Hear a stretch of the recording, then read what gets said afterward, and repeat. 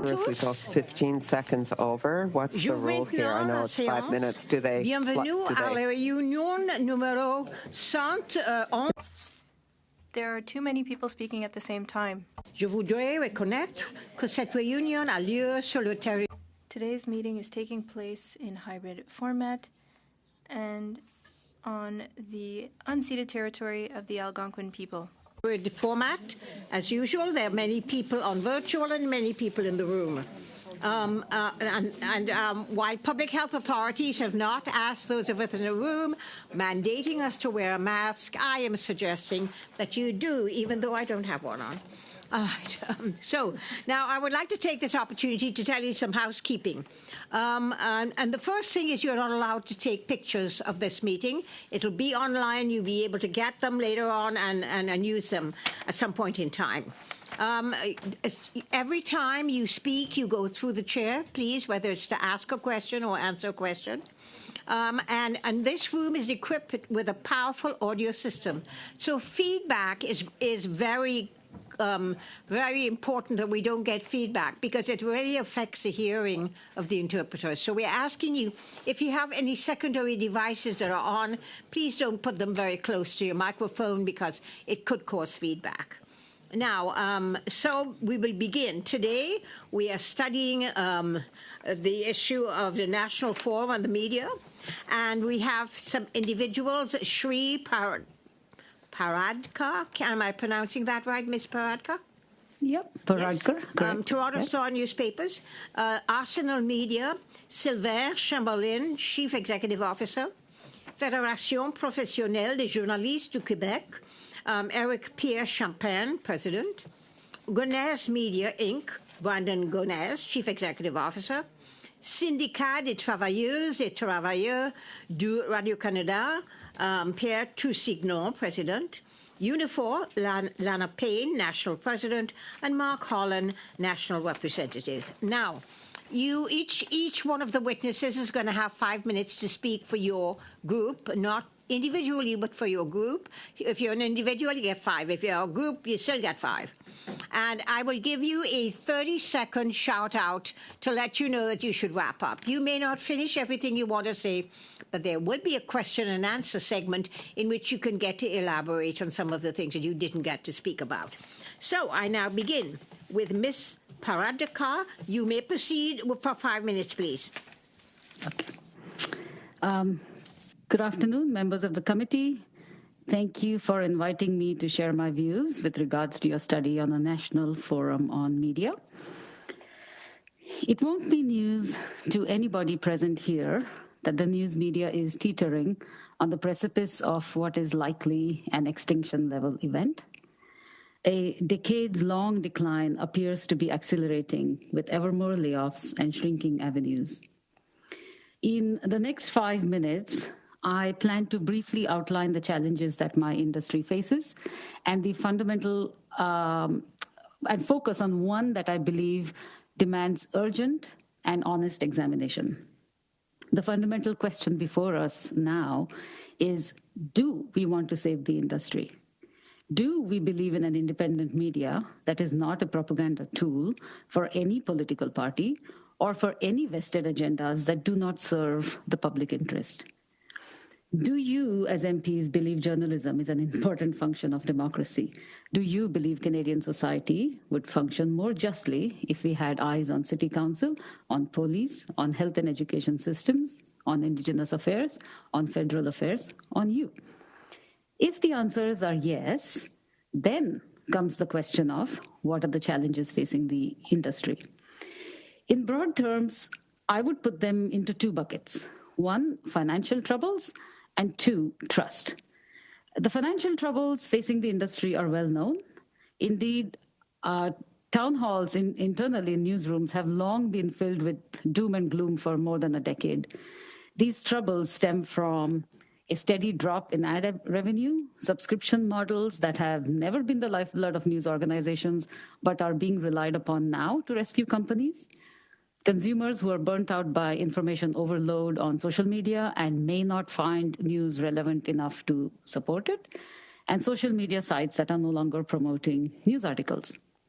Solutions to financial challenges may look like the following, but are not limited to nonprofit models for news companies, soliciting donations rather than subscriptions, the government facilitating licensing agreements with AI companies for using the content that news industry creates, perhaps facilitating private funding for independent investigative journalism. But the point I wish to focus on is the second one, trust in media. A study in 2022 produced by the Reuters Institute for the Study of Journalism at the University of Oxford found that trust in Canadian news media dropped 13% since 2016.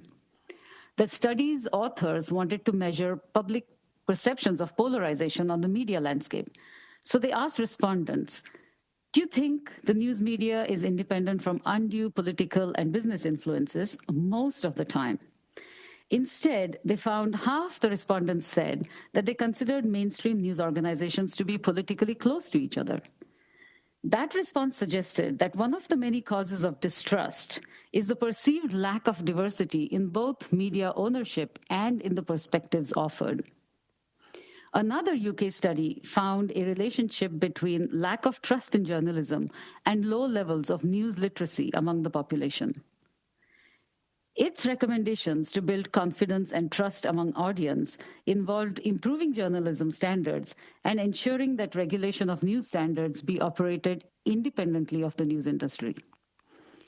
These studies and reports confirm what journalists like me see on the ground, that the fundamental gatekeeping function of a news organization, the daily decisions that answer the question, what is news, is perceived to be biased.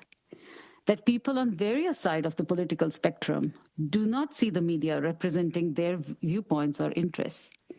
That historically excluded communities continue to be misrepresented in the news. That journalists themselves disproportionately come from homogeneous backgrounds. The latest survey by the Canadian Association of Journalists found Canadian newsrooms are still overwhelmingly white, with 75.5% of its staff coming from that racial background. It gets worse at a supervisory level, which is 84% white. In addition, Black journalists are the most likely to work in part-time or intern roles compared to full-time or supervisor roles. Far too many newsrooms have no Indigenous journalists. And while women make up more than half the workforce, they are more than 60% likely to be in part-time roles. As much as diversity of journalists is about racial and ethnic backgrounds, it is also about economic backgrounds. A UK study found 80% of its journalists had a parent in one of the 3 highest occupational groups, compared to 42% of all UK workers. In Canada, too, industry norms such as unpaid internships, poor full-time job opportunities, poorly paid full-time jobs, create substantial barriers for aspiring journalists from lower income backgrounds. But there is little purpose in bringing people from different backgrounds if the perspectives they bring are not valued. This was apparent in coverage of issues such as Me Too, the racial reckoning of 2020, gender identity issues today, and the COVID pandemic. One current example is the coverage of Israel's assault on Gaza, which itself stemmed from Hamas's attacks in Israel on October 7th. North American analysis shows media outlets are found to be overwhelmingly skewing their coverage in favor of Israel. The continuing reality is that women and other minoritized journalists who challenge the status quo are disproportionately at the receiving end of harassment, threats, and abuse, a phenomenon that has been adequately documented even by the United Nations. Where they were trolled initially by strangers, the attacks that led to dogpiling then began to come from journalists and other professionals and are regrettably being normalized by politicians.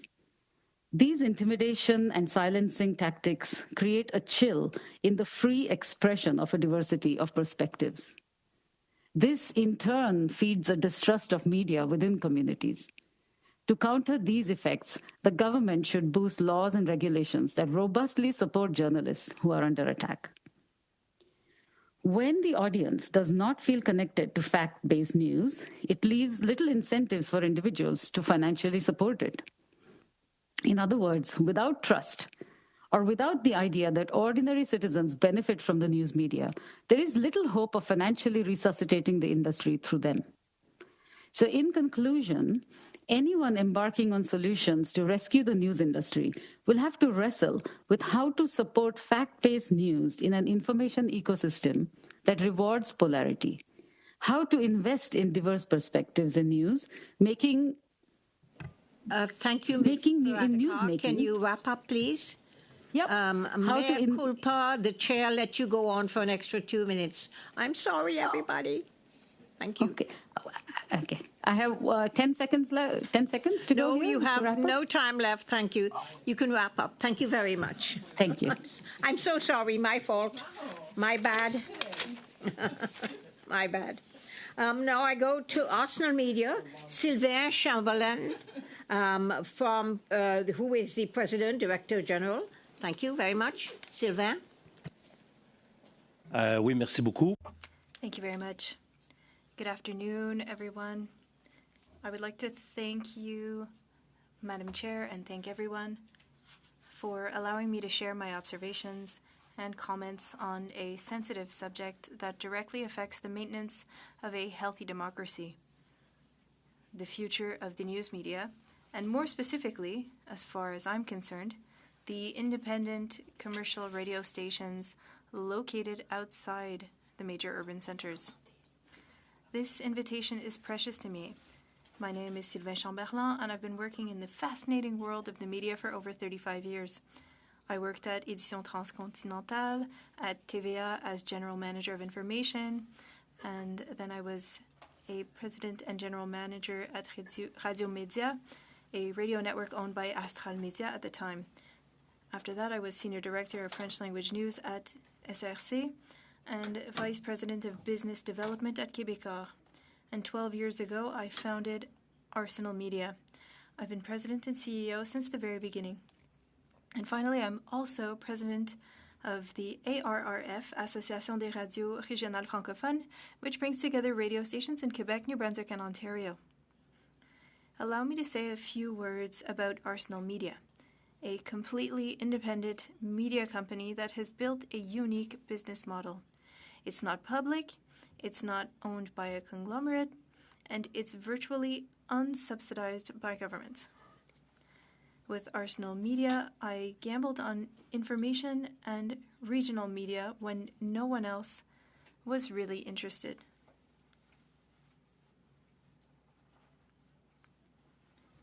In 12 years, Arsenal Media became the most important group of commercial radio stations in Quebec, outside of Montreal and Quebec City. Arsenal Media employs nearly 75 people in regions ranging from Abitibi, Sept-Îles, Lac-Mégantic, Témiscouata, Haute-Mauricie, as well as the Bas-Saint-Laurent and Gaspésie. Arsenal Media also includes 10 regional digital news platforms, several other websites on various topics of interest, 2 e-commerce boutiques, and a digital design studio. And of course, Arsenal is the voice of 18 radio stations and 7 rebroadcasters. Last week, we acquired a further 7 Bell Media-owned stations, representing the total assets sold by Bell Media in Quebec. If the CRTC approves the transaction, we'll have 25 stations and 7 rebroadcasters in all 4 corners of Quebec, plus 15 regional news platforms that will represent a veritable powerhouse of local information. It bears repeating that in some places we operate in media deserts, and that we are one of the few sources of information for the communities we serve. Our arrival as a player in the Quebec communications ecosystem has upset the status quo on the province's media scene. Today, more than ever, we are determined to be the leader in local and regional information to ensure that all Quebecers receive the relevant information that concerns them. I would also add that that should be the case for all Canadians. I would also like to add that Arsenal Media is very involved in its various communities. Every year, we donate tens of thousands of dollars to schools and community organizations in our regions. It's now time for the federal government and all elected officials to support local radio stations outside of major urban centers, which do essential work in informing local populations. I believe that support for journalism should not be the concern of a single style of media or benefit those operating in a few large regions of the country. On the contrary, and more than ever, support for information should be the concern of all of those who work tirelessly to inform all our country's citizens. I only have 30 seconds left.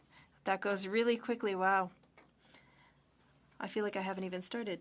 At the moment, regional commercial radio is the big loser and finds itself in an unfair situation compared to print media, television, community radio, and of course, CBC Radio-Canada. Commercial radio news stations are currently treated as an inferior source of news. I would conclude by saying that ensuring a minimum of information in all regions and territories of the country is the best guarantee that our democracy will remain healthy. And for this reason alone, you, ladies and gentlemen of the House of Commons, should pay particular and immediate attention to this inequitable situation, which is ultimately worrying for the future and stability of the Canadian territory. Thank you. To Eric Pierre Champagne, President of Arsenal Media. You're not speaking, are you, Mr. Champagne? No? Madame la Présidente, il est le président de la Fédération professionnelle des journalistes du Québec. Okay, thank you. Président d'Arsenal Media est à mes côtés. All right, sorry, I mixed you up. Eric Pierre Champagne, for 5 minutes, please. Merci. Je vous remercie. Thank you for the invitation to participate in the work of the Heritage Standing Committee. I'm Eric Pierre Champagne, President of the Fédération professionnelle des journalistes du Québec, the FPJQ. It is the largest association of journalists in Canada with some 1,600 members in Quebec. They work in all areas of news business reporters, researchers, producers, columnists, and press photographers. They are freelancers, salaried employees, and executives. Since 1969, the FPJQ has defended press freedom and the public's right to information. It makes the voice of journalists heard wherever necessary. I've been a journalist for some 30 years. I've been working at La Presse for over 22 years, where I specialize in environment. Thank you for your interest in the future of media and journalism. I'm here to give you the perspective of Quebec journalists whose job it is to inform the public in an increasingly difficult context. I also want to warn you. It's important to keep in mind the real issues we're facing.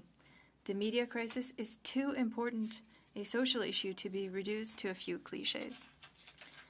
The truth is that the work of journalists is more important than ever in an increasingly polarized society. But the truth is that there are also fewer and fewer of us to do an increasingly difficult job. In 10 years, between 2010 and 2020, the profession lost 23% of its workforce in Canada. In the words of Amélie Daou-Boisvert, professor of journalism at Concordia University, if a quarter of the Canadian justice system's workforce had evaporated in 10 years, would we remain indifferent? While we are losing journalists year after year, the world has not become any less complex, quite the contrary.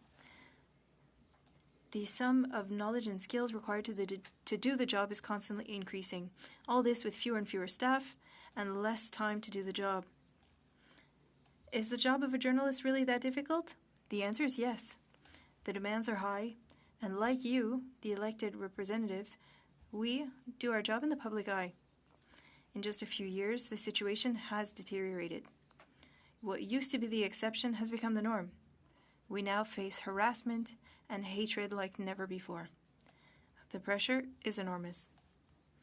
Despite all the difficulties, we continue to practice this profession, which we consider essential in a democratic society. These men and women deserve our respect. As we know, the media business model is broken. Web giants like Meta and Google monopolize some 80% of digital advertising revenues in Canada, revenues and profits that leave the country and never return. Think about it. This means that all media in Canada now share about 20% of this advertising pie. Can you name a single industry that could survive such a drastic drop in revenues? And producing information isn't free. On Tuesday, Laval University professor Colette Brun told you that good information is expensive to produce. Here are some figures published by the Unifor Union in 2018 that I find interesting. Covering a simple news item, $331. A more complex story, $935. A journalistic investigation, $10,710.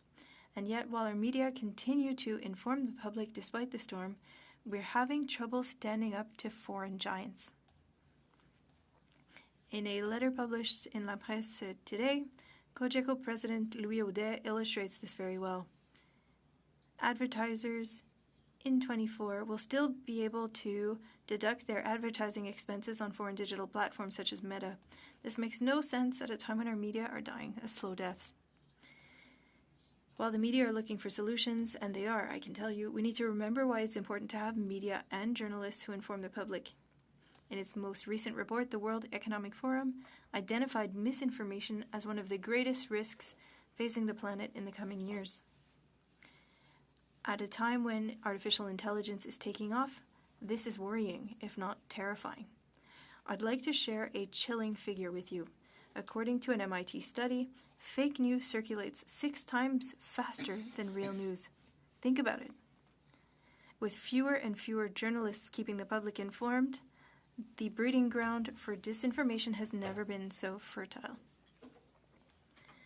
The best way to fight disinformation is with information. A final word on trust. There's a lot of talk about a crisis of public confidence in the media. The figures from several surveys are not encouraging. According to some, it's a done deal. The media are no longer relevant. But I would like to talk about a survey done by Léger. 95% of people trust firefighters, MPs, and ministers are at 31%, while journalists are at 48%. And yet, on the basis of these figures, no one is advocating the dismantling of our political system on the pretext that so few trust their elected representatives. I would like to remind you that journalists do an essential work. Thank you. Now go to Brandon Gonez, Chief Executive Officer of Gonez Media. Mr. Gonez, for 5 minutes, please, and I'll give you a 30-second shout-out. Thank you. Thank you. A little background about me. I'm a former broadcaster. I used to work for Bell Media, Chorus Media. I started my career in the second smallest market in this country, in northwestern British Columbia, in the town of Smithers. Before leaving mainstream media, I worked for Bell Media in the largest market in this country, in Toronto. I have a unique experience working for, obviously, our largest broadcasters in this country, but I also have a unique experience because I left in the midst of the pandemic to start my own digital media company called Gonez Media. Since then, we've acquired legacy publications and turned them digital. We have a team of nearly 20 folks, more than half are journalists, many of them coming from legacy organizations who've been laid off and severely impacted by the media crisis. I want to talk about the impact of legislation that has happened in this country, particularly C-18. As a digital-first media company, we never asked for this legislation. We found a new model that worked for us, that was sustainable, and that was providing new opportunities, especially for journalists of color in this country who for far too long have been told that they don't belong in newsrooms across this country or who have experienced discrimination and racism. We changed that model, and we're now one of Canada's fastest growing online media companies in the country. When C-18 came about, we were severely impacted. We lost our pages on Meta-owned platforms such as Instagram and Facebook. It was literally the platforms that we built our business model on. Our revenue impact was more than 40% loss of revenue. We were at risk of literally doing the exact same thing that legacy media companies had done to our staff. One of the issues that I have in particular is the Heritage Minister at the time said, and he was quoted as saying that media companies affected by this block would be made whole. we have not been made whole. In fact, we have had to be agile, innovate, and find new ways to sustain our business and our model. I think one of the things that I would like everybody here to really focus on is a lot of digital first media companies are really agile. They don't have the resources to hire lobbyists to be here in Ottawa to advocate for them like legacy media companies do. So when we're approaching, and this government is approaching tech giants for funds, understandably coming from the legacy sector, I do understand the importance of supporting that. I think there is an ecosystem that can sustain all different facets of media. But if you're trying to draw money from tech giants, and the bulk of that money is going to go to legacy companies who didn't adapt and build a business model that can be sustained in this current environment, and then you're leaving digital first companies on the sidelines, well, that just doesn't make sense. What I've always wanted was in Canada to be a leader in the world, to foster a whole new ecosystem where we can have digital-first companies providing news, entertainment, culture content, right to Canadians, right to their fingertips, using the devices that they use. Everybody in this room has one of these. We have found a way to create the exact same content that my peers here have been doing for years on a different medium, and found a way to do it sustainably, profitably, and create a growth industry. And this legislation that has been put forth and the rules around it have literally harnessed us and chained us. And it's really, really disappointing because a lot of digital first companies are led by people who look like me, people of color, women. And I can tell you, we are one of the larger organizations, but when I talk to my peers who are a lot smaller, they are at the brink of closing their doors. Meaning we are going to be left with an ecosystem of companies that are only living because of government funding. We did not, before this legislation come into place, accept $1 from the government. We did not apply for any of that. We were sustainable. We were profitable. 30 seconds. We had an audience that was glad that we were creating content and doing so in a way that they could receive it and access it. You know, one thing that we learned during the pandemic, which is why I left legacy media, is that there was a gap from getting information and getting it to Canadians. And we found a way to fill that gap, and we want it to be a model, a successful model. And it's so unfortunate that this legislation has led to one of the world's biggest tech giants, where most Canadians literally access entertainment and information now, and now they can't do that. And what are they left with? Please wrap up, Mr. Gomez. What are they left with? They're left with blogs run by people who do not care, who do not have ethics, who do not have any form of care for how news is presented, and can put anything online. Thank you, Mr. Gomez. I'm going to go to the next witness now, who is Monsieur Toussignan, who is Syndicat des Travailleuses et Travailleurs de Radio-Canada. 5 minutes, please. Merci, Madame. Thank you, Madam Chair. Thank you for inviting me. The Syndicat des Travailleuses et Travailleurs de Radio-Canada, STTRC, FNCC, CSN, has some 3,000 members in Quebec and Moncton. We cover just under 200 job titles in administration, tech, and production. We're the second largest communications union in the country. The STTRC is a member of the Fédération nationale des communications et de la culture, FNCC, one of the 9 federations of the Confédération des syndicats nationaux des CSN. While the primary function of our organization is to negotiate and enforce a labor code, the STTRC has always advocated for adequate, stable, multi-year funding for CBC Radio-Canada. We subscribe to its mission to inform, enlighten, and entertain, and adhere to its values. Beyond their employment ties, the vast majority of our members have a special attachment to this institution. They are committed to ensuring that Canadians receive accurate and verified information in French, English, and the many languages of the First Nations and Inuit peoples.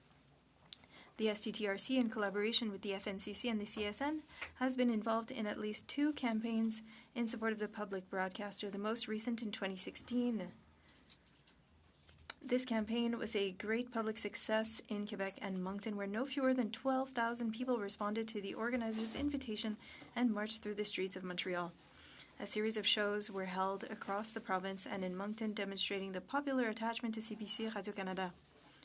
CBC Radio-Canada is an essential project in the North American environment.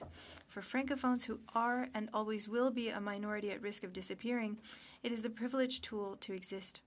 Radio-Canada is the main medium through which Francophones across the country can see, hear, talk, debate each other, and develop a sense of belonging to a cohesive yet fragmented community.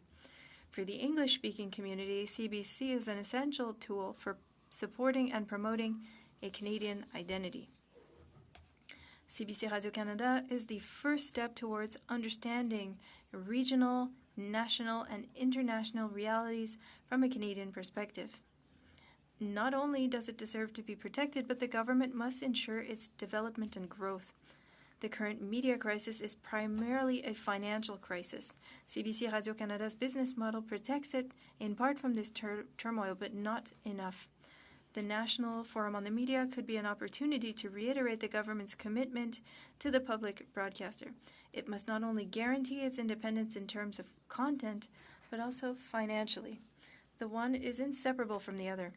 You can't have a relevant, independent public broadcaster without sufficient, stable, recurrent funding. The turmoil affecting the media is not sparing public broadcasters. The announcement of 800 job losses jeopardizes its ability to fulfill its mandate, especially in French-speaking communities. We need to maintain a network of stations in every province and territory with the resources and staff necessary to offer Canadians solid, verified information. The credibility of a medium like CBC Radio-Canada is its main trademark, but its credibility is fragile, and it's being undermined by the onslaught of fake news. CBC Radio-Canada is not a project that can be evaluated simply in accounting terms. It's more than ratings. It's a collective project to better know and understand ourselves and the world we live in. It's a component that contributes to the vitality of our democracy. More than ever, I am, you are, we are CBC Radio-Canada. Thank you. Monsieur Tousignon. I now go to Unifor. I understand, Ms. Payne, that you are speaking for the group. So for 5 minutes, please. Thank you. Thank you. Thank you. Good afternoon, Madam Chair and members of the Standing Committee on Canadian Heritage. It really is a pleasure to join with all of you today, and I would like to thank my fellow witnesses for their excellent opening remarks. Our union represents more than 10,000 media workers across the country in broadcast television, radio, newspapers, digital, and film production. And I can tell you, they are dedicated and passionate about their work, tough and principled. They care about the important role they play in our democracy, in telling stories, in holding the powerful to account, in making sure we have the information as Canadians that we need every day to make the decisions that we have to make in our lives. They understand their responsibility. But our members face a number of very tough realities at the moment. You've heard it here. A media sector in crisis, widespread job loss, the destruction of local news in so many places across Canada, harassment and violence on the job, and a concerted effort by some in the political class to erode trust in journalism itself. Their integrity called into question as they are accused of all kinds of things, including the latest, being a tax-funded mouthpiece for the PMO. I'd like to provide some context on the state of local news in Canada at the moment. In just the last 14 months, the media sector has undergone a brutal list of cuts and closures. Post Media, 11% of its editorial staff. BCE, 1,300 jobs, including closing radio stations last year.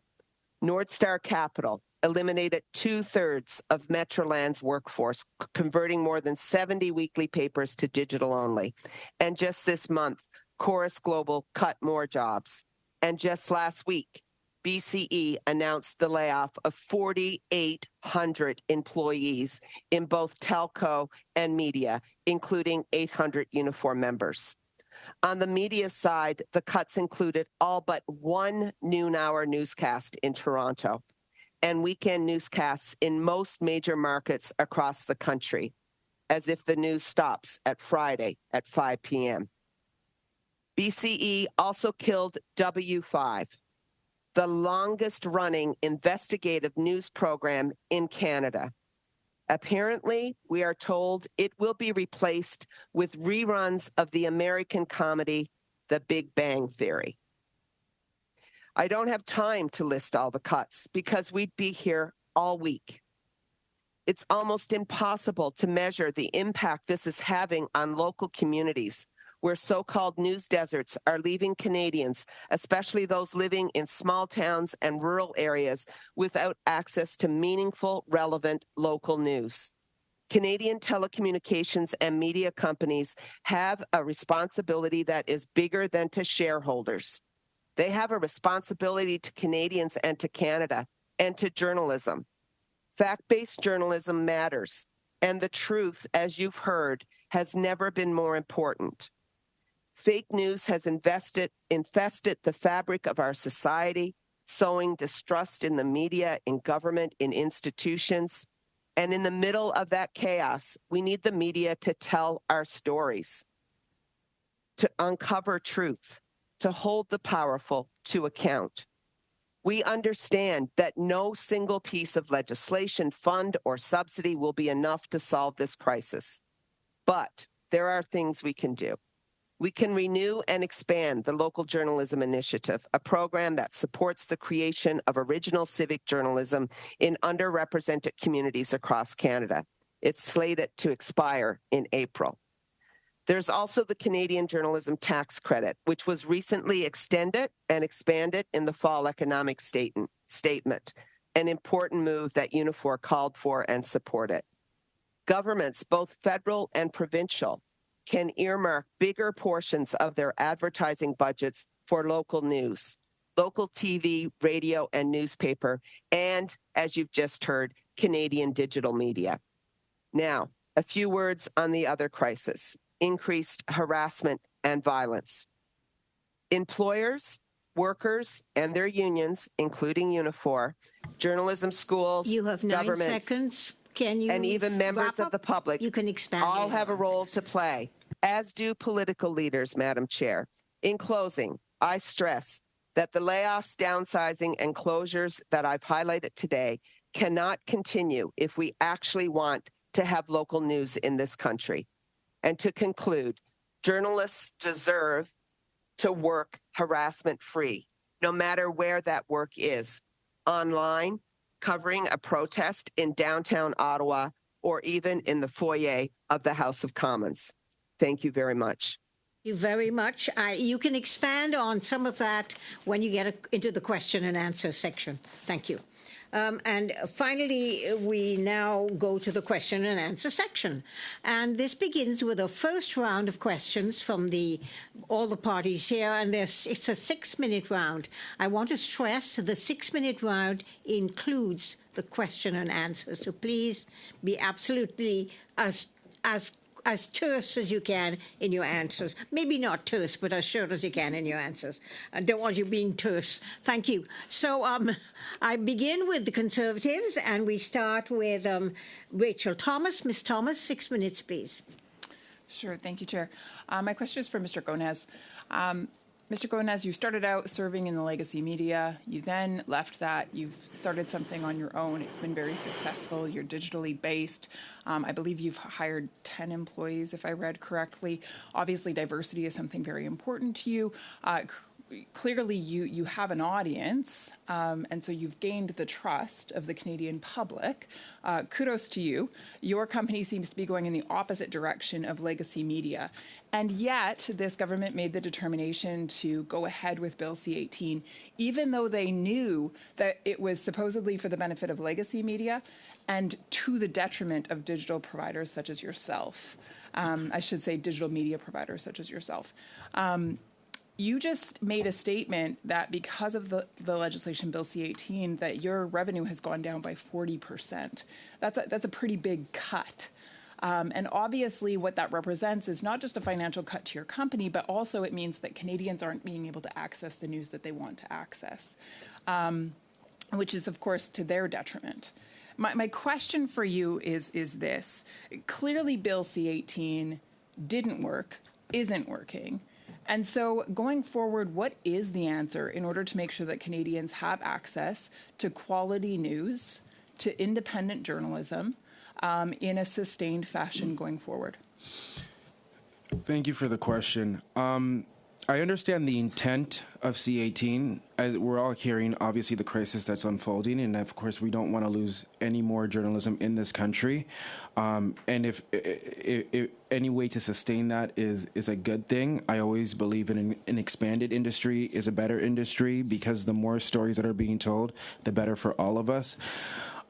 It's just unfortunate, though, that with the implementation of this bill, one of the largest tech giants who own two of the biggest social platforms that each and every one of us in this room use, we are no longer on those platforms. So what is on those platforms? And if the mission was to stop and try to slow down the amount of disinformation out there, it's only gotten worse, because the trustworthy folks are no longer on there.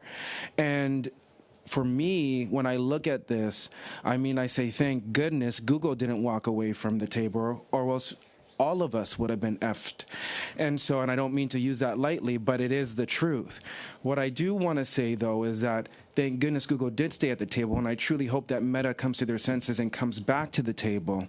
But if there are new funds coming into the ecosystem, I truly hope everybody in this room will advocate that the people who took a risk to create innovation in this country will have a specific stream allotted to them where they can access some of those funds so they can continue to do the amazing work that we're doing.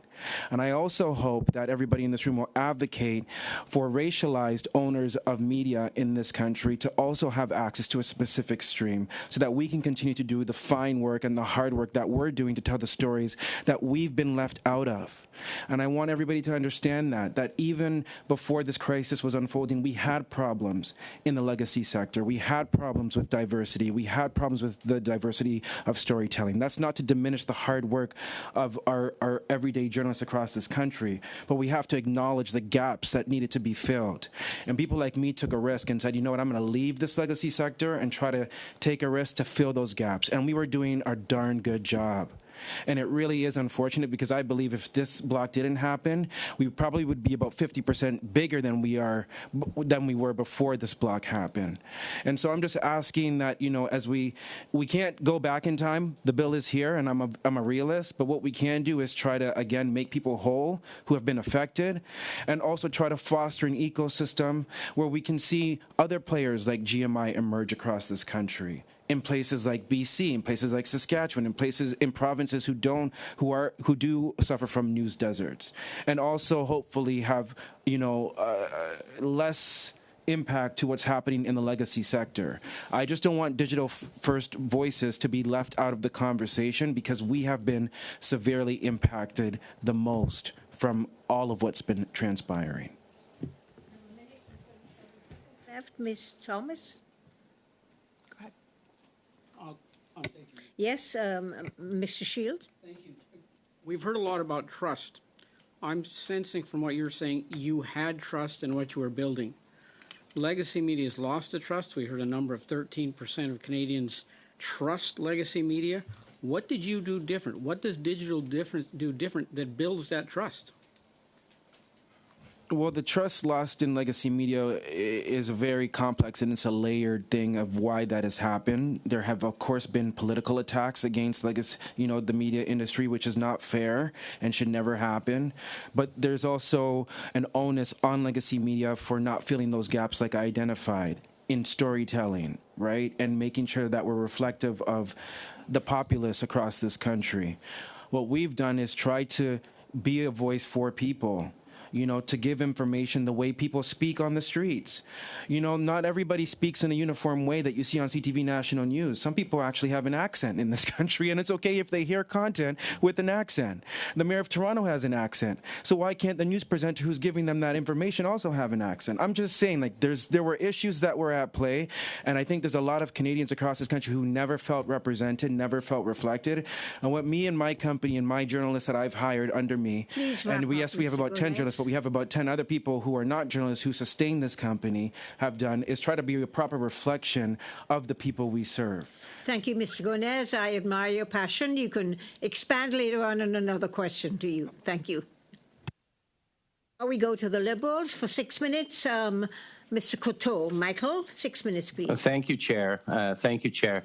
And before I start with my questions, I just wanted to say, Mr. Gonez, I remember when you were on TV and the work you did, and you're an outlier, a young Black man, holding the microphone, an anchor, talking about the issues on the street, talking to people, and it was very impressive. It was very different. It was very refreshing. And then I remember when you left, because there was a bit of buzz around that, to start your own company, I was like, how could a guy on top of his field actually leave and do something like go into the wilderness? So I just want to say, I appreciate... Please be careful, Mr. Coteau. He went to BC. We are not the wilderness.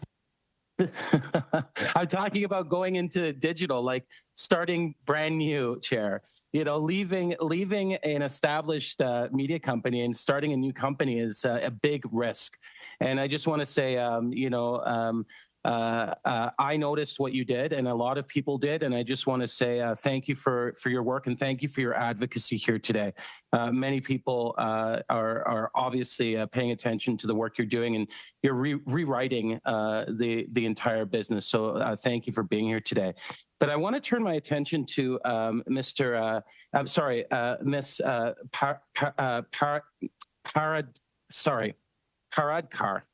Did I say it right? Paradkar, yeah. I apologize. What your opening, your 5 minutes, I found it very intriguing, because you talked a lot about trust, and MP Shields talked about trust as well. And it's interesting. For the first time ever, I started to think about, when you brought, I think you brought some statistics around politicians and reporters.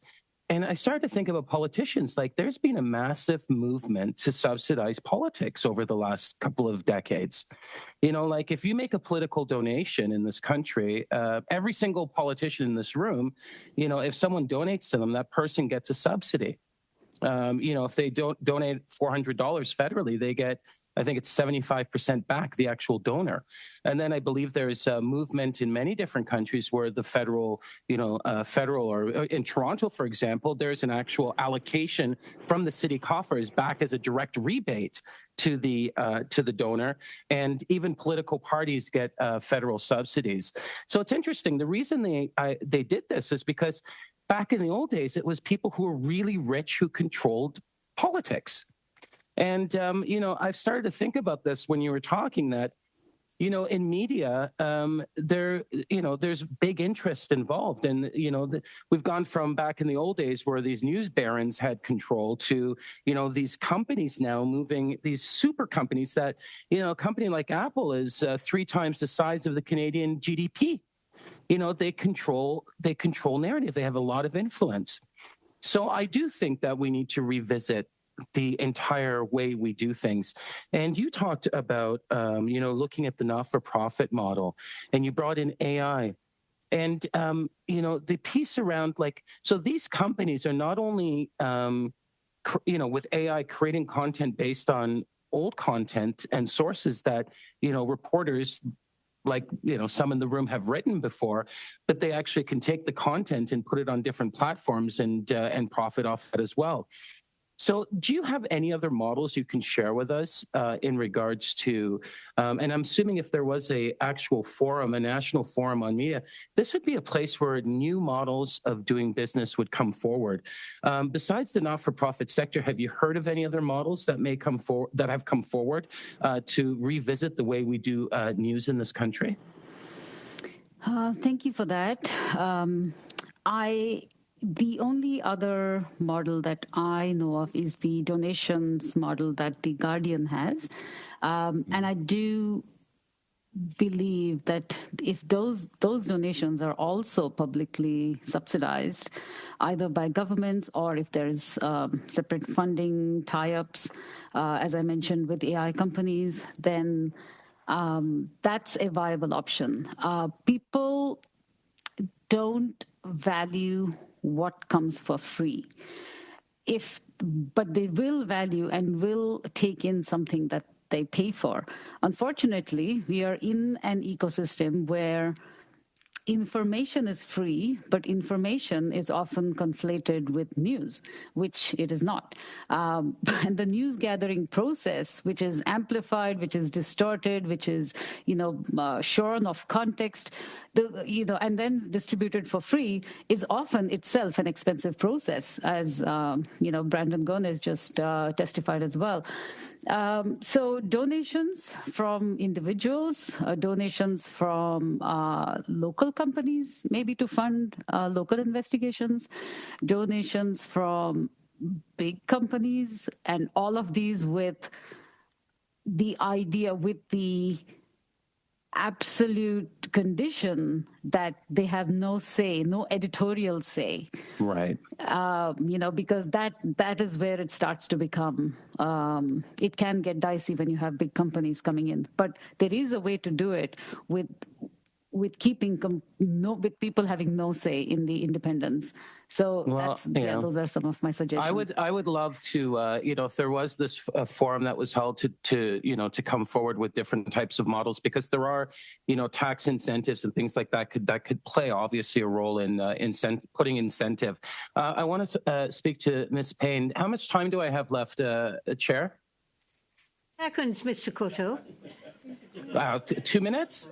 14 seconds. I'm sorry. 14 seconds. My accent is getting in the way. Well, maybe I'll take this opportunity to say thank you to all of our guests here today. Thank you so much. Thank you, Chair. Thank you, Michael. I go to the Bloc Québécois, Martin Champoux, for 6 minutes, please, Martin. Merci, Madame la Présidente. Thank you, Madam Chair. I would like to thank all the witnesses for being with us today. These discussions and meetings are very important for me, but also for members of the committee and for people who work in the media sector. We might be tempted to look at all of the different elements in this major crisis that impact everyone in Canada and Quebec, and it feels like we're 10 years too late to be looking into this. I would like to start by saying, Mr. Gomez, I found your opening remarks very interesting, and what you've said was very measured, and it was a very healthy discussion that you gave us. I believe that your being here and companies like yours will be essential in the future of media. These discussions cannot be had without pioneers in the digital media and other media spheres. I would like to ask a question to Mr. Chamberlain. We worked for the same company during the 90s. You were at Radio Media and I was at Astral. We didn't meet, but we did have similar journalists, so we share that tie. So we have quite a few decades of experience in that field. And with Arsenal, you focused on regional media, which could seem to some business people to be a bit of a crazy gamble, considering the state of things. But you're gambling that regional radio has a future. You just purchased 7 Bell Media stations, and we will be receiving Bell Media over the coming weeks. And perhaps I'll be a little less nice with them as I feel like being with you. You seem to have reassured the employees of those 7 stations. Do you believe that the state of those stations is healthy? Will you help them grow? How do you see the future of those purchases? Thank you for the question, Monsieur Champoux. When we purchase stations, it's to make them grow. These are healthy stations. We've purchased stations that were almost about to close their doors, and we were able to build them back up. But I would like to come back to what Mr. Gonez said, actually. We are humble and we want to share this, but I would like to add 2 or 3 things. Some might think that radio is boring, but for me, I find that it is the heart of information in Canada. That's my first point. Secondly, I added that we have digital platforms in all of our regions, which is essential, by the way, because it replaced local newspapers. Our platforms are being looked at. We have hundreds of subscribers and about 70,000 pages that are consulted in a year. We've been talking about Meta since before. And it's not to be for or against the bill, but in my view, Meta did not have an impact on us. Why? Because for 10 years, we've worked to create a relationship with our readers and our viewers. And we bet on reaching those people individually. And so when I see people suddenly panicking, and it's not the first time that Facebook changes its algorithm, for example. We saw BuzzFeed disappear overnight.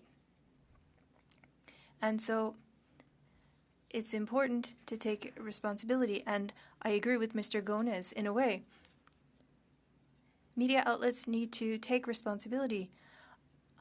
Traditional media were completely shocked, and that we need to go to the source. Well, of course, we've always had to look at the source, and it's their responsibility to do so. If you look at a reader or a viewer or a listener and you send them to another platform, well, it's normal that that person then stays on that other platform. That's the ABC of business and media. But I believe that there was not enough competition at the time, and they didn't understand that notion. And we sold our soul to the devil. We sent people to competition platforms, and we did that instead of betting on our own platforms. For us, our ecosystem is healthy. We will maintain our jobs and continue to help them grow. You have 30 seconds. We have digital platforms, but we also have online boutiques. We have a structure to help our media. In our study and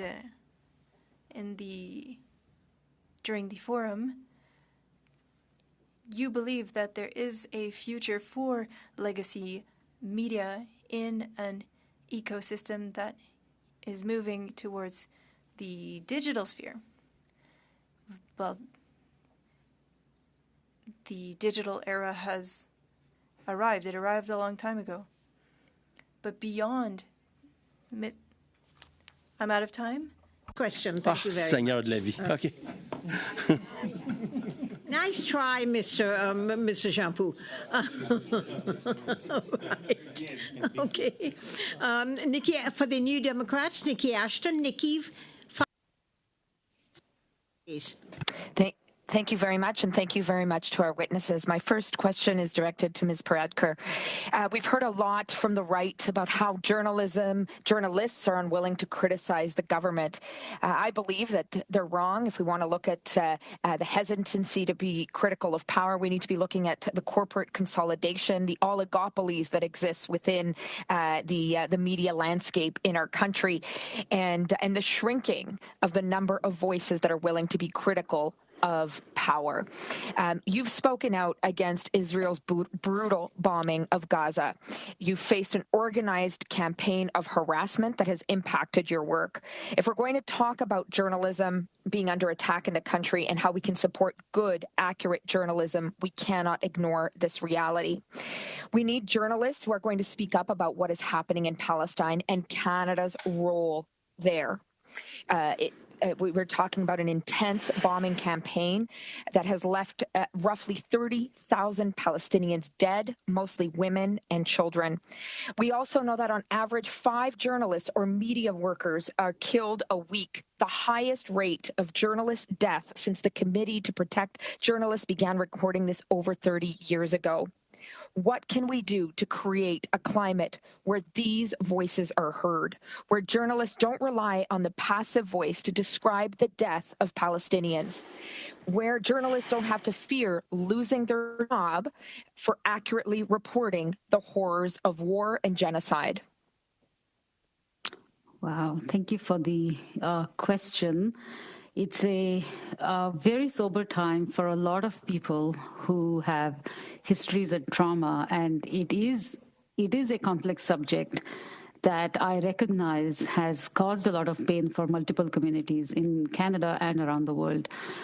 In terms of being able to criticize any side or speaking up for Palestinian rights in the face of what the ICJ has called a plausible genocide. If I had the solutions to how to make that happen, I think it has to come from a full societal push towards justice, which involves not just media companies, but also politicians. Also unions, keeping an eye on what is justice and how can we separate pressure groups from media and not allow any interference in the process of gathering information fairly and accurately on any side of any conflict. That has become a challenge right now on this particular issue. There is often a Palestinian exception to many free news gathering practices. And I have been stunned. I have been stunned by the silence in my industry. I have been stunned by the silence in the medical industry, among academics. I don't have the answers to why that is so. It is a much more complicated response than I think I can give you here, but it is very concerning. And one of the pleas that when I make, for Canada to invest in a free press, it is to say that is the only way forward. Canada has the potential to be a world leader in being completely free, pluralistic, and independent in its press. We have that potential. So I think it's going to require a lot of introspection at individual and collective levels for us to make it happen. I'm sorry, I don't have any specifics to give you here because it's too complex to condense. Thank you for sharing that. And in the time I have left, I wanted to direct my other question to Ms. Payne from Unifor. Unifor represents 12,600 media workers across the country, and we know that thousands of the workers that you face are facing immense difficulty right now. We in the NDP stand with them. You spoke of Bell Media's latest devastating announcement. Meanwhile, Bell's CEO made $13.59 million in total compensation in 2022. For the CEO of Rogers, it was $31.52 million. At what point is corporate greed costing thousands of Canadians their jobs and millions of Canadians access to good quality journalism? Yeah. Thank you, Nikki. That's a very great question. We have a huge problem here where these companies have special privileges in our country. They are awarded special privileges, whether it is that they get access to be able to broadcast, to be able to have almost a monopoly in some areas, whether it is in the telecommunications sector. And at the same time, I would say that that is a social contract that they should be feeling right now. And part of that means we don't go through this. We don't have thousands and thousands of Canadian workers being laid off and a media landscape in wreckage. They have a responsibility to be able to expand that and connect Canadians through these services. That is the responsibility 20 seconds, they have. Ms. Payne. I will also say it is really, really important that we consider outside of what they're paying their CEOs, they are also, sending millions and millions and millions of dollars a year in increased dividends to shareholders. All of this money, these are choices that these corporations are making. There could be different choices to employ Canadians in good jobs, delivering excellent journalism. And it's up to us, all of us, including government, to push to make sure that those companies live up to these responsibilities. Thank you, Ms. Payne. I now go to our second round of questions. It's a 5-minute round for the Conservatives, starting with Mr. Good. Merci, Madame la Présidente. Merci aux témoins d'être. Thank you, Madam Chair. Thank you to the witnesses for being with us. I have concerns like the rest of Canadians on the future of the media. But when I see Mr. Gomez and the choice that you made, I find that very inspiring. And Mr. Chamberlain, I think that you're giving me hope through your testimony. Business models are being redefined. I'll start with you, Mr. Chamberlain.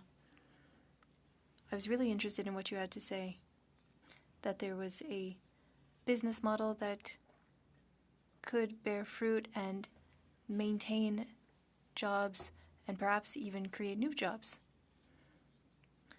Thank you very much. What I was saying earlier, there are two things.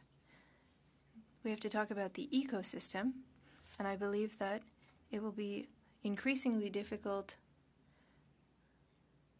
for media that are pay-per-play, but I believe that there are certain media outlets, and I think that Mr. Patterson showed that a long time ago in Western Canada, where there was Newcap in the east. These were media owners that were in a conglomerate that supported development. I think it'll be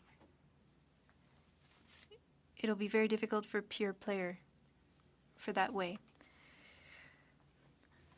I want to stay on information and supporting that information.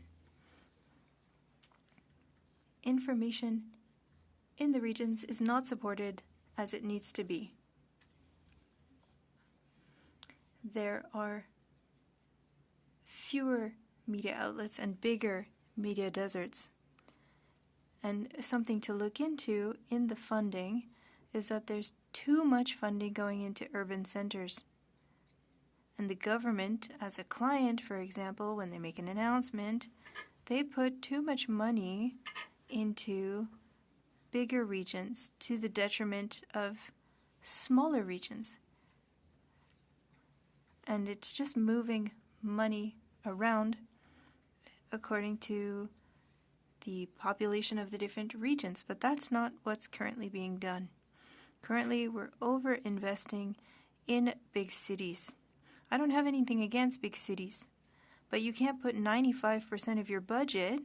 And I'll give you a concrete example. We received from the federal government $16,000 in ad revenue in our 18 radio stations in 1 year. You might say, what's $16,000? Better to have it than to owe it. But $16,000 is not a lot for 18 stations when I know that a budget should be $130, $140, $170 million. Why? Because the funding should be for all Canadians, not only a small part of the Canadian population. And to reach all Canadians, we need to go to more remote regions. And in order to do so, there's not only the internet. You can have radio everywhere.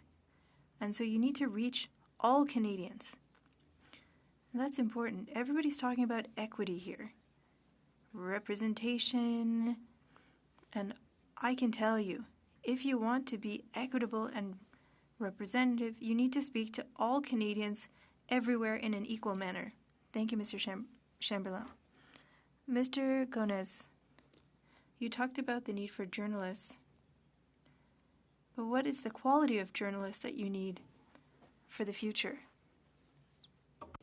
I mean, the quality of journalism is just understanding that, like, trained journalists are going to be good journalists. How journalists progress in their careers is based off of the quality of leadership they have. So if they have good leadership, if they have good news producers who are constantly pushing them to check their blind spots, who are constantly pushing them to make sure that they are incorporating voices that are left out of the conversation, whether you agree with the voices or not, there's still a voice as part of the conversation representing a part of the population. That is still important. Listen. Some people might look at me and say, I don't want to hear from a certain type of person based off how they look. No. I want to hear what you have to say, but you better respect what I got to say, too. That's how media should be. We have to properly and accurately reflect as many voices as possible. At the end of the day, you're never going to be able to get everybody's voice at the table. Nothing is perfect in this world. But you have to try, and you have to keep trying. Thank you, Mr. Gonez. We're moving on now to the Liberals for 5 minutes. Mr. Noor Muhammad. Thank you, Mr. Chair, and I thank the witnesses for being here. I know there's a lot of you here, and there's a lot of ground to cover. One of the things that I've sort of been reflecting on is the report that was written by the Macdonald-Laurier Institute by Peter Menzies and by Conrad von Pinkston, who provided a series of recommendations in respect of how we can think about a reframe of the media climate in this country, how we can think about supporting journalism. And one of the recommendations that they have made, and I would love your thoughts on this, is basically giving all businesses all expenditures by eligible news businesses that involve investment in digital transformation to allow that to claim that as a capital cost. It's a very specific recommendation. But in the context of transformation of media, in the context of how we enable the media to survive and thrive in an entirely new era where we have seen print publications and others not be able to make the jump into digital in a meaningful and thoughtful way. What are your thoughts on that? I'm happy for anybody to jump in on this. And what are the challenges that you would see in terms of making sure that the quality of the work that is produced is able to be maintained in a context where you are enabling an entire move to digital, and you're doing it in a way that allows there to be a write-off, sort of a capital cost that quickly? Do you think that there are risks to that? Can I just jump in? Sure. I just want to make sure, because I'm hearing a little bit of a theme here that, if you're doing digital, that there might be a suffering in quality. That's just not the case. Like the same ethics and the same stuff, the same, whatever that word is. Sorry, the steps that you have to go through to produce a proper report, whether it's on whether it's on TV, whether it's on radio, whether it's in the paper, whether it's on your phone. I just want to make sure that's also that's not what I'm saying. And what I'm saying is that how do you make sure that I guess the question is more like this: how do you ensure that what is news is actually news in that context, right? So I think we have we have quality journalism, we have people that are doing their best, and then you have folks that go into the field and decide that they're journalists. How do you draw that distinction in a way that allows for credible news to continue to make its way to the fore without being subsumed by stuff that might not be necessarily considered veritable misinformation. 100%, but that's based off of the outlet making sure that they're presenting that right information. It doesn't matter which medium you're on. You're going to have talking heads and you're going to have reporters. You're going to have opinion pieces and op-eds and you're going to have factual reports. That's always going to be the case. But what I want to address your thing really quickly.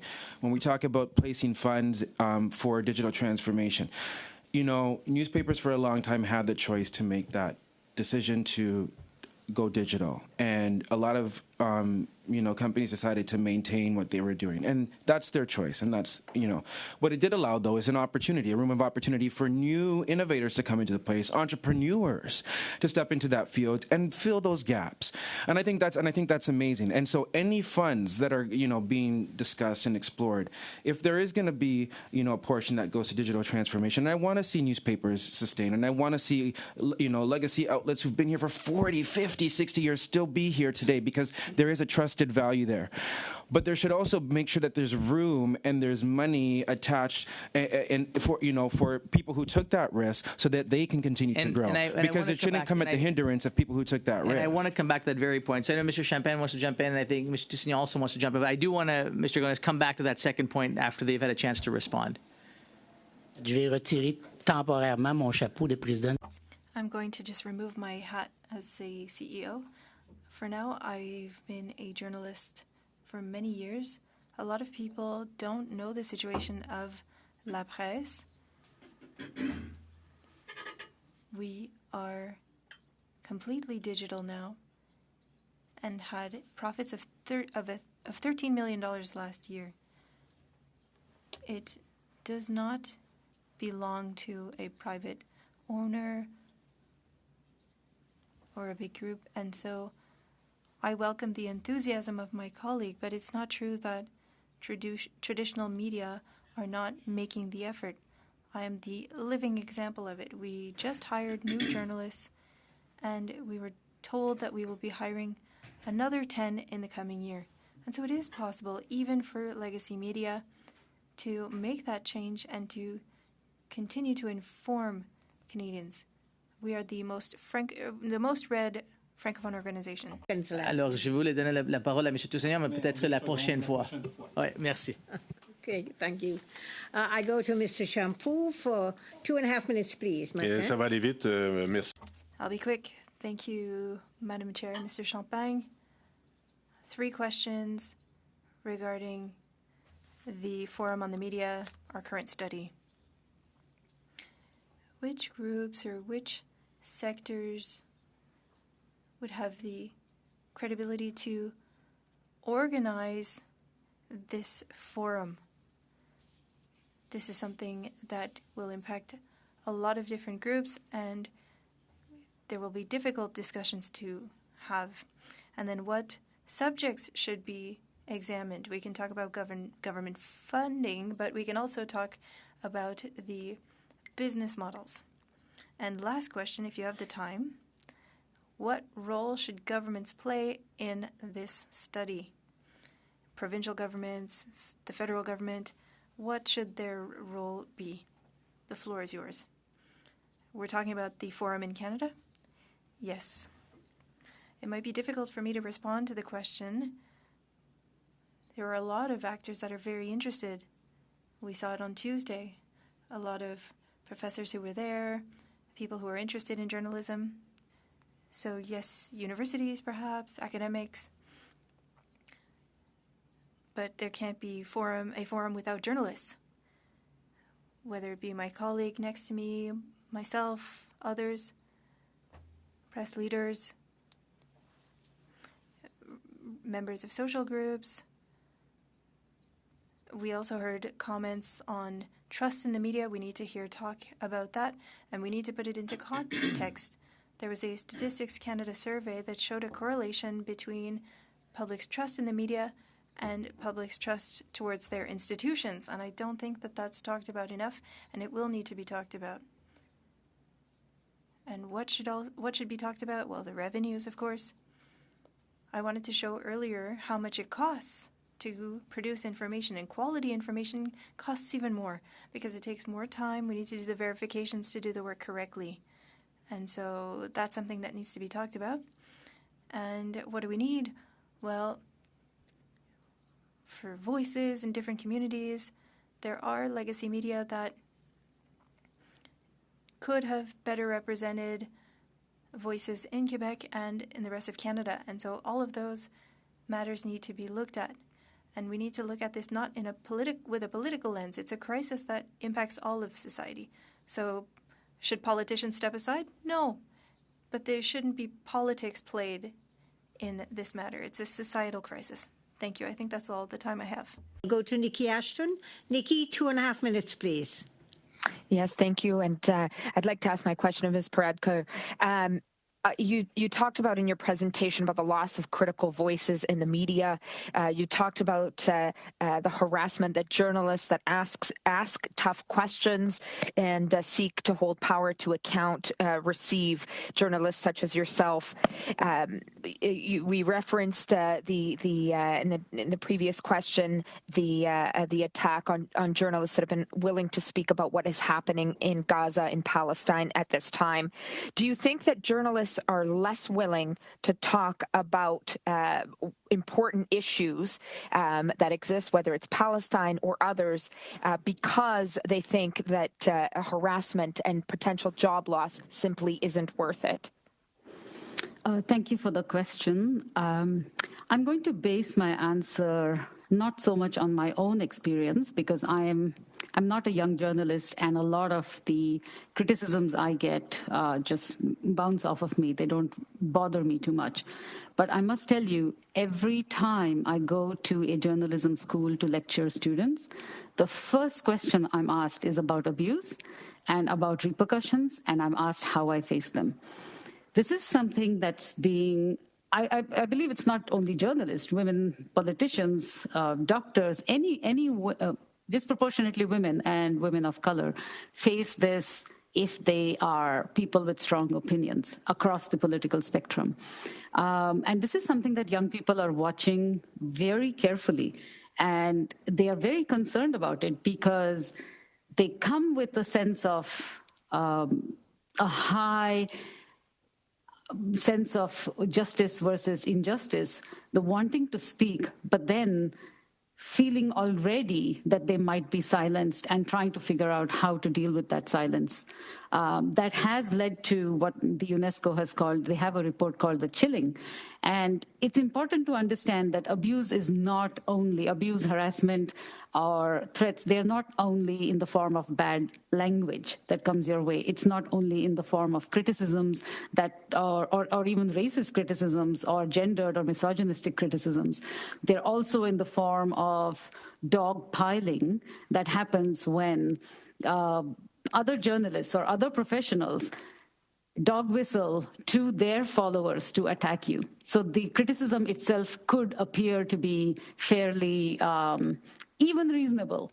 But then what happens, what ensues is the dogpiling of attacks of their followers. And that is also seen as a form of abuse by the UNESCO.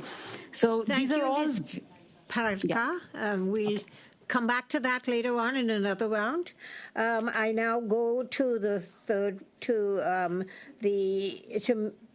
who is the, Mr. Kevin Moore.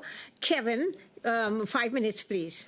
Thank you, Madam Chair. You know, Mr. Gonez, you started out here today saying you had massive losses because of 18 being passed. Not one of the government have talked about this here today, that you lost because C-18 passed. Can you comment on what you lost with Bill C-18 passing last June, as far as money, as far as staff, as far as vision for your company? Yeah, I mean, leading up to before August hit, we were hiring a journalist every single month. That's how fast we were growing. Because there were, I mean, you look at one of our pages just on Instagram alone, average amount of Canadians we were reaching every 30 days was 35 million. What? 35 million? That's the population of this country. Yeah. And one thing that we found, which was just so fascinating about the digital landscape, is that we didn't look at what we were doing as a Canadian thing. We thought our stories we can export globally.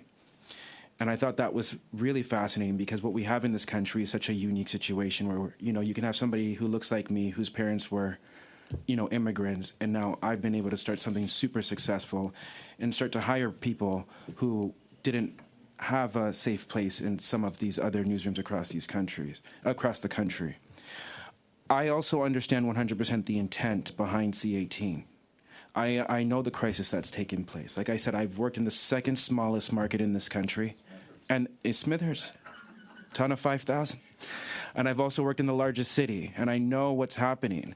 And so there is a deep need for a strong public broadcaster and sustaining a diverse range of media voices. But it shouldn't come at the hindrance of people who took a risk in this country to create a new ecosystem, to create new opportunities, to give voices to people who were left out of the conversation. And that was always my fear about C18, was that potentially how it was executed wasn't the right way. The intent, yes, I understand, but how it was executed severely affected people who are creating a whole new format that potentially could have been replicated across the world. You see, the problem with C18 is legacy media has the say. They want to shut you down. They want to shut new digital platforms down. They want all the money. And when you get C18 like it did happen, you're affected. You didn't say much.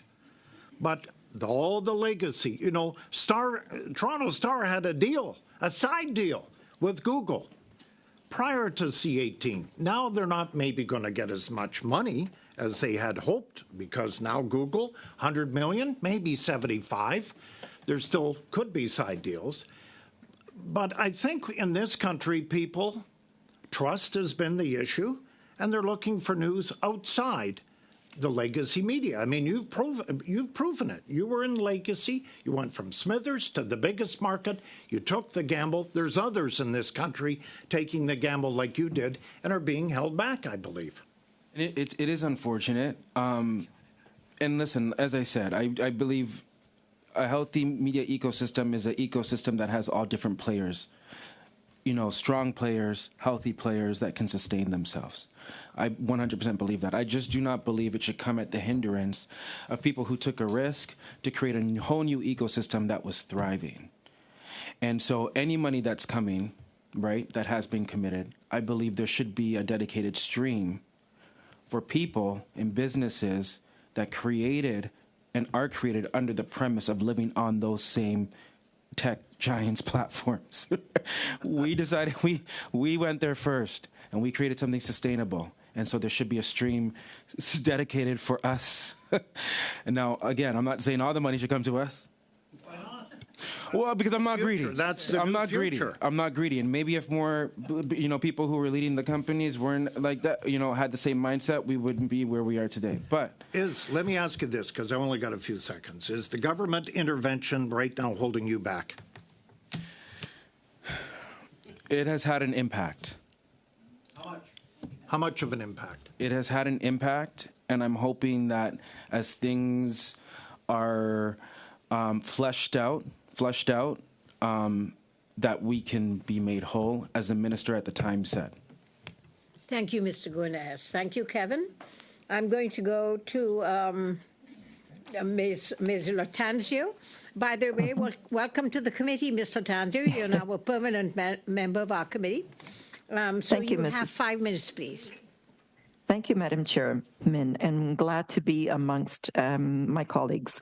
And it's a very interesting study. So first and foremost, I'd like to thank the witnesses that have delivered their speeches today. My questions will be geared towards Monsieur Toussignan and Monsieur Champagne. Donc, je vais commencer avec vous, Monsieur.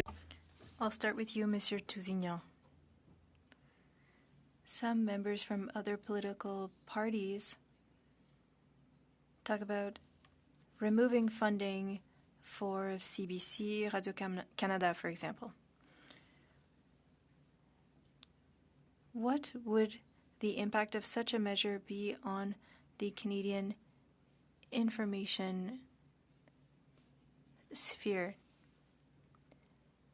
I would say that Radio-Canada became a broadcaster gradually. Decisions were made to support a televisual industry in the country. And so what we call variety at Radio-Canada is offered by private companies. But I would say that reducing funding for Radio-Canada, well, CBC, Radio-Canada are intimately linked. I think that you've received this information, and I don't want to defend how Radio-Canada was managed. I think that they can do that themselves, but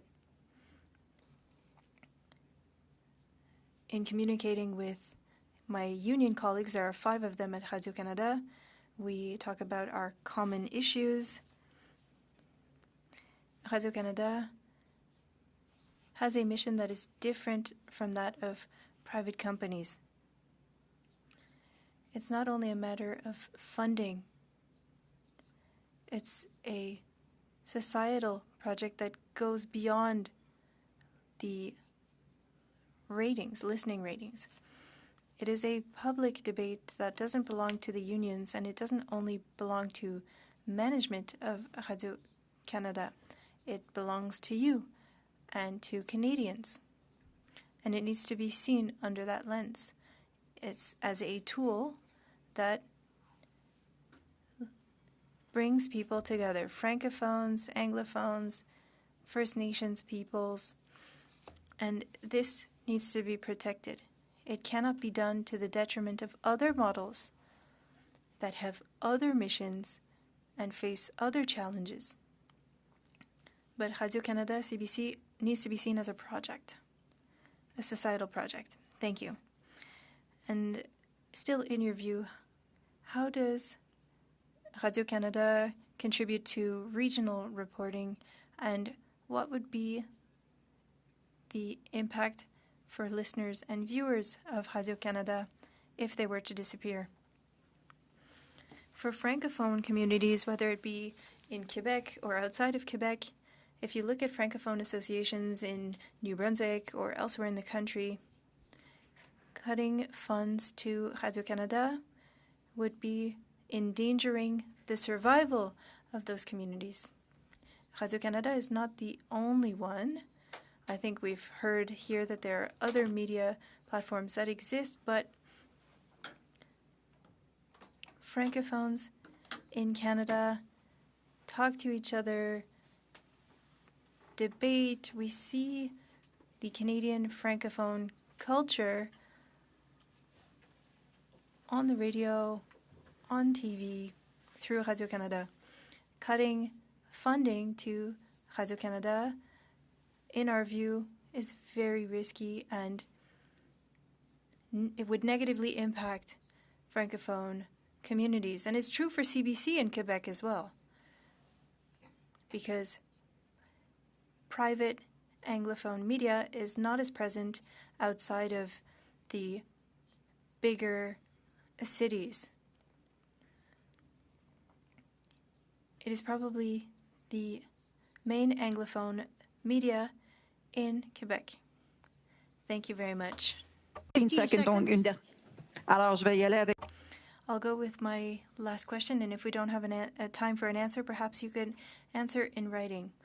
What, in your view, are the impacts of the tax credit, and what is the impact on the information sector regionally and locally? I know that we're out of time. Oral answer, I think an oral answer, I think we'll have to send that in writing. Please, Monsieur Tousignon. Thank you very much. We can send it in writing to the committee. We will share your answer. That question, Madam Chair, if you'll allow me, was addressed to Monsieur Champagne. Monsieur Champagne, can we have that in writing, please? Yeah. Thank you very much.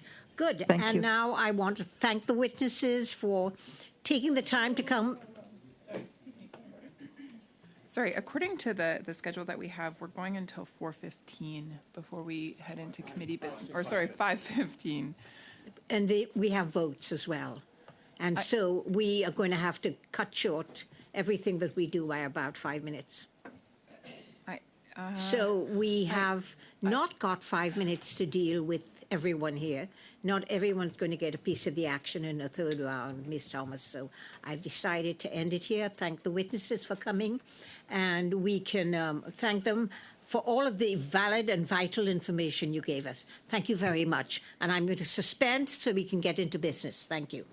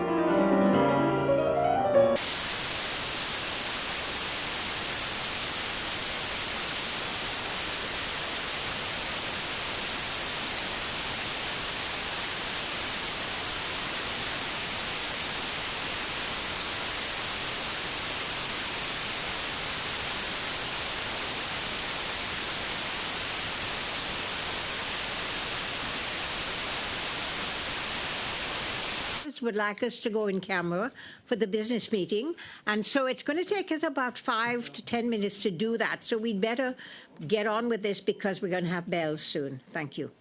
Sorry. Yes, yes. Oh, we're back in session. Yes, Ms. Thomas. Thank you. Sorry, I do wish to move a motion. We are in committee business, so I'll go ahead and do that. Well, that's what I am trying to do, yeah. Go ahead. Okay. Get back into committee business, okay? Great. Now, Mr. Champoux had indicated he wanted to say something. Madame la Présidente, Madame Thomas a la parole. Ms. Thomas has the floor right now, but I will also have something to say. Yes, Rachel? Okay. Thank you, Chair. We are still in public. You all know that. Yes. Okay, that's good. Just so as you know. Understood. I believe that's regular practice. Thank you very much. I appreciate the floor. I do wish to move a motion. I don't think it will take too long. I do have a second motion after this. I think that one would be quick too, but hopefully I'll have the consent of the committee for this one first.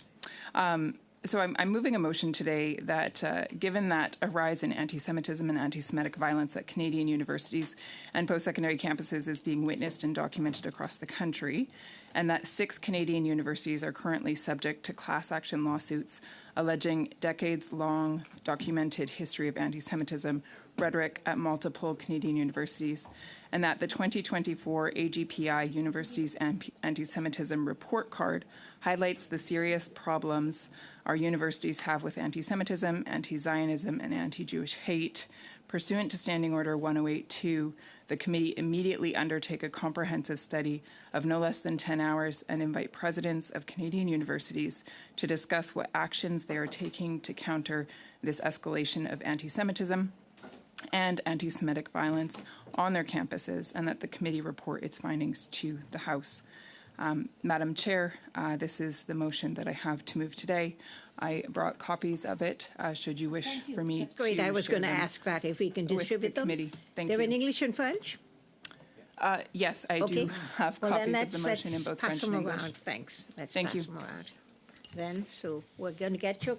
And then I just wanted, while we're waiting for the passing around, to give you a piece of information that I think I need your response to.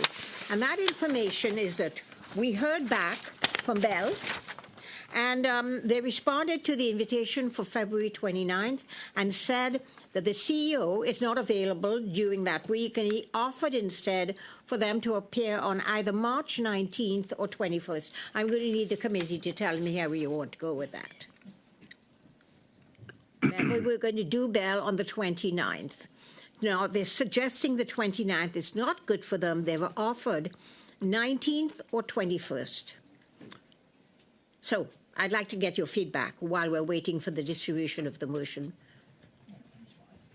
Any feedback? Is it okay for them to come on the 19th? Anybody objecting to that?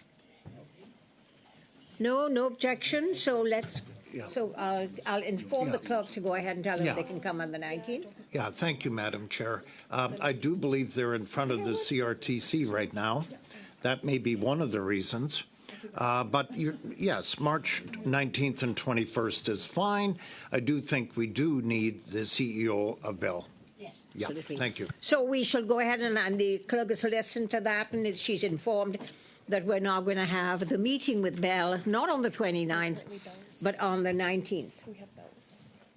We have bells, so I need permission from the committee to go for another 15 minutes or whatever.